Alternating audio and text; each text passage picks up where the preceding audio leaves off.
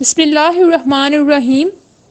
حضرت عمار رضی اللہ تعالیٰ عنہ سے روایت ہے کہ نبی صلی اللہ علیہ وآلہ وسلم نے اپنا ہاتھ زمین پر مار کر اپنے چہرے اور دونوں ہاتھوں کا مسح کیا تھا۔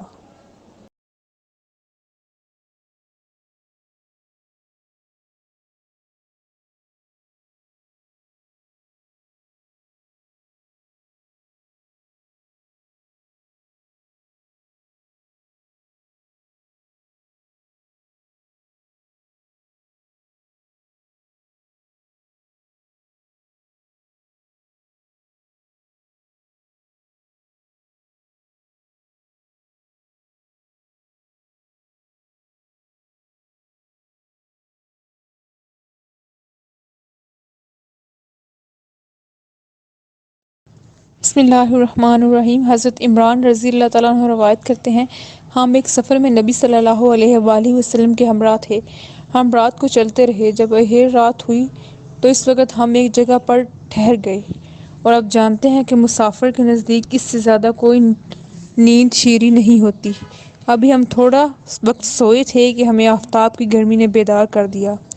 سب سے پہلے جو بیدار ہوا فلاں شخص تھا، پھر فلاں شخص، پھر فلاں شخص۔ ابو رجا نے ان سب کے نام لیے تھے مگر اوف بھول گئے۔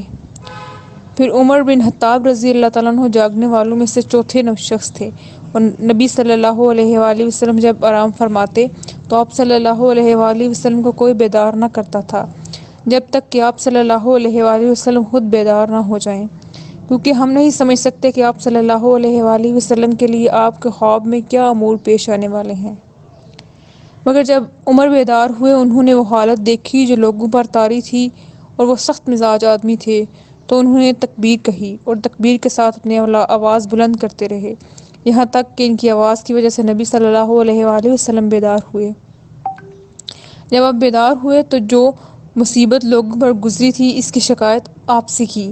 آپ صلی اللہ علیہ وآلہ وسلم نے فرمایا کچھ نقصان نہیں، یا یہ فرمایا کہ کچھ نقصان نہ کرے گا، چلو پھر چلے، اور تھوڑی دور جا کر اتر پڑے۔ وضو کا پانی منگوایا، پھر وضو کیا اور نماز کے لیے اذان کہی۔ آپ نے لوگوں کو نماز پڑھائی۔ جب آپ نماز سے فارغ ہوئے، یکایک ایک ایسے شخص پر نظر پڑی جو گوشے میں بیٹھا ہوا تھا، لوگوں کے ساتھ اس نے نماز نہیں پڑھی تھی۔ آپ صلی اللہ علیہ وآلہ وسلم نے فرمایا، اے فلاں، تجھے لوگوں کے ساتھ نماز پڑھنے سے کیا چیز مانے آ گئی؟ اس نے عرض کیا، مجھے غسل کی ضرورت ہو گئی تھی اور پانی نہ تھا۔ آپ صلی اللہ علیہ وآلہ وسلم نے فرمایا، تیرے لیے مٹی سے تیمم کرنا کافی ہے۔ پھر نبی صلی اللہ علیہ وآلہ وسلم چلے تو لوگوں نے آپ سے پیاس کی شکایت کی۔ آپ صلی اللہ علیہ وآلہ وسلم اتر پڑے اور فلاں شخص کو بلایا۔ ابو رجا نے اس کا نام لیا مگر اوف بھول گئے۔ حضرت علی رضی اللہ تعالیٰ عنہ کو بلایا، فرمایا کہ دونوں جاؤ اور پانی تلاش کرو۔ یہ دونوں چلے تو ایک عورت ملی جو پانی کے 2 تھیلے یا 2 مشکیزیں اونٹ پر دونوں طرف لٹکائے اور خود درمیان میں بیٹھی ہوئی چلی آ رہی تھی۔ ان دونوں نے اس سے پوچھا، پانی کہاں ہے؟ اس نے کہا کہ کل اس وقت میں پانی پہ تھی اور ہمارے مرد گم ہو گئے۔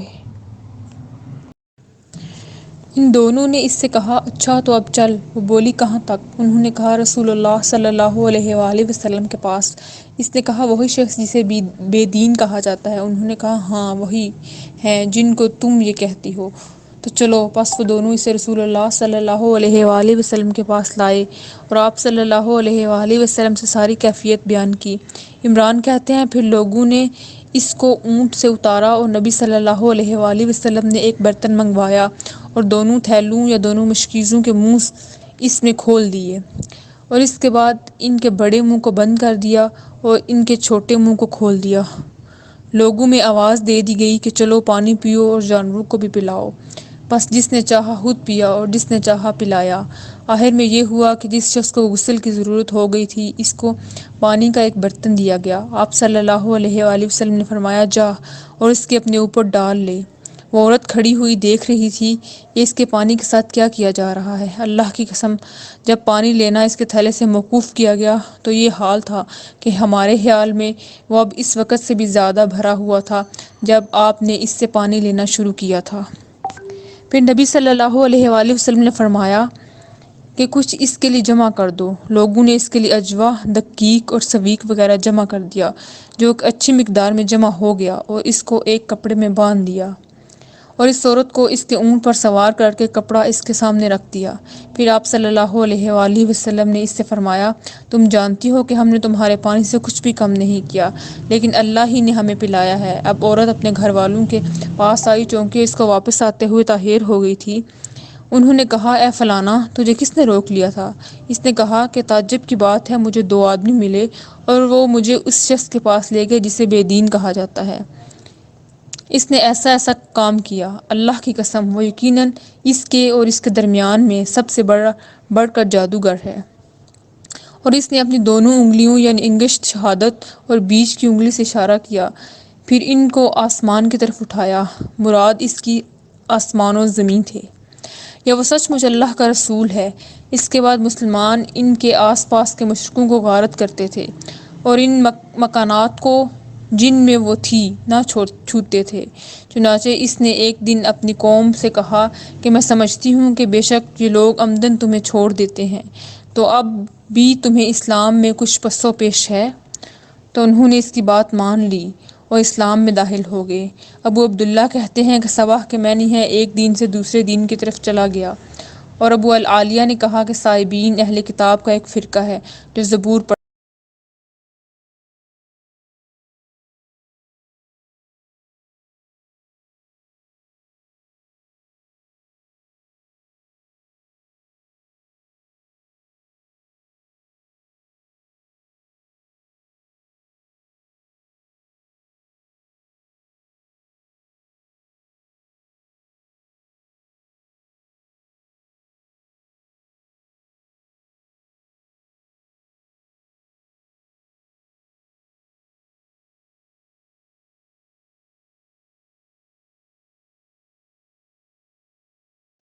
بسم اللہ الرحمن الرحیم۔ شفیق بن سلمہ روایت کرتے ہیں، میں عبداللہ بن مسعود رضی اللہ تعالیٰ عنہ اور موسیٰ کے پاس تھا، تو ابو موسیٰ نے عبداللہ سے کہا، اے ابو عبد الرحمن، بتاؤ جب کسی شخص کو غسل کی ضرورت ہو جائے اور پانی نہ پائے تو کیا کرے؟ عبداللہ نے کہا کہ نماز نہ پڑھے جب تک پانی نہ پائے۔ ابو موسیٰ نے کہا، تم عمار رضی اللہ تعالیٰ عنہ کے واقعہ کے متعلق کیا کہو گے جب ان سے نبی صلی اللہ علیہ وآلہ وسلم نے فرمایا کہ تمہیں تیمم کر لینا ہی کافی تھا؟ عبداللہ بولے کہ کیا تم نے نہیں دیکھا کہ عمر رضی اللہ تعالیٰ عنہ نے عمار رضی اللہ تعالیٰ عنہ کے اس قول پر بھروسہ نہیں کیا؟ ابو موسیٰ نے کہا، اچھا، عمر رضی اللہ تعالیٰ عنہ کے قول کو بھی رہنے دو، تم آیت تیمم کے متعلق کیا کہو گے؟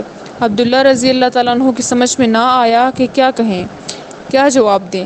پھر بھی انہوں نے یہ کہا کہ ہم اگر ان لوگوں کو اس بارے میں اجازت دے دیں گے تو بس جب ان میں سے کسی کو پانی ٹھنڈا معلوم ہوگا اسے چھوڑ دے گا اور تیمم کر لے گا۔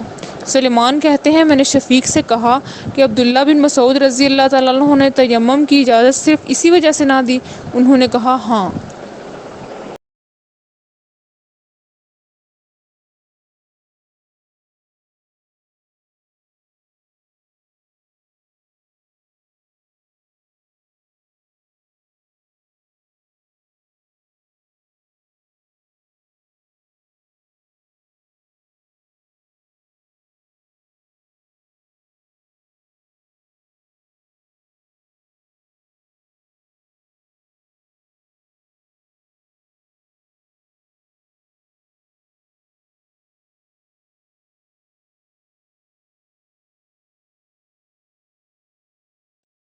بسم اللہ الرحمن الرحیم۔ عمران بن حسین حذائی رضی اللہ تعالیٰ عنہ روایت کرتے ہیں کہ رسول اللہ صلی اللہ علیہ وآلہ وسلم نے ایک شخص کو گوشے میں بیٹھا ہوا دیکھا کہ اس نے لوگوں کی ہمراہ نماز ادا نہیں کی، تو آپ صلی اللہ علیہ وآلہ وسلم نے فرمایا، اے فلاں، تجھے لوگوں کی ہمراہ نماز پڑھنے سے کیا چیز مانے آ گئی؟ اس نے عرض کیا، یا رسول اللہ صلی اللہ علیہ وآلہ وسلم، مجھے جنابت ہو گئی اور پانی نہیں ہے۔